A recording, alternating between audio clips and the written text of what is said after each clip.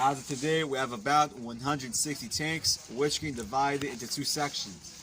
Here in the front, we have tanks that served under the IDF throughout its wars, and in the back, behind the big civil war, we have behind the civil war, we have the international section. It's quite extensive, quite versatile. It also includes what we call specialized tanks, which are very special tanks that have other uses in combat, such as tanks equipped with cranes, bulldozers, and so on. We're going to focus more on tanks in the front because these are Israel's tanks. Now, a bit about Latrun and its history. We're in Latrun, in the middle of Israel, about 24 kilometers from Jerusalem and 30 kilometers from Tel Aviv. We're located on top of a hill over the Vav Ayalon, which is over there, the entire valley. And we're also next to the junction between route number 1 and route number 3, which are very important routes in Israel, especially route number 1 because it leads away from Jaffa to Jerusalem. This will make this place, strategically speaking, very important because it controls the way to Jerusalem. And whoever controls the way to Jerusalem controls the entire state of Israel. It controls Jerusalem and controls the entire state of Israel. Yeah. Now behind me you can see an old building. It used to be a police station during the British Mandate. It was taken over by the Jordanians and then by the Israeli army. The Israeli army, the Armor Corps, has sent the 82nd Battalion, okay, their 1st Tank Brigade. They sent it over here to take over Latrun. They tried 5 different times. We call it the Battles of Latrun, but they didn't succeed. It only succeeded in 1967, 19 years later. And because of historic significance, we decided to found the memorial site for the Armor Corps right here in Latrun, because this is where the whole story began. Any questions? These tanks is used. Yeah, we use them in Israel throughout the history, ever since 1,500 tanks today.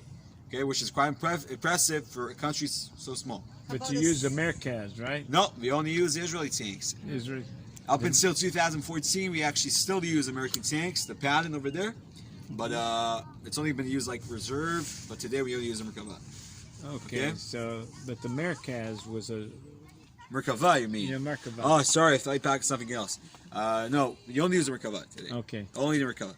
How about the 6-day war tanks? They use these tanks. We're going to see them right over here, okay? So we're going to go over there, and then I'm going to explain to you guys how a tank works.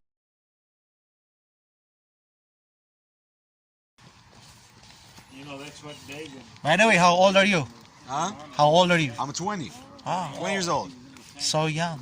I finished high school, and in Israel, it's mandatory service. So after I finished high school, they drafted me, recruited me, and I've been in the army ever since. Yeah. You take 3 years in the 2 military years service. and 8 months. Huh? Girls, they do less. They do 2 years. I don't know why.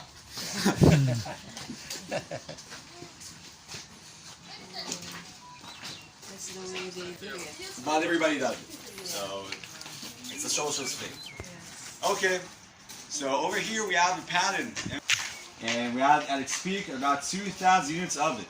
Okay, so very important tank for us. Now we took this tank and we cut it in half to show you how life inside the tank looks like.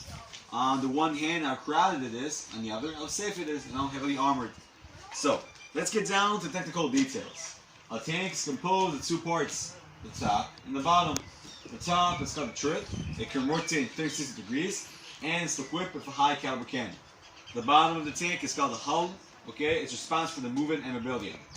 In the back of it, we have an engine, 750 horsepower. In this case, obviously, this specific model. It can reach the speed up to 60 kilometers per hour.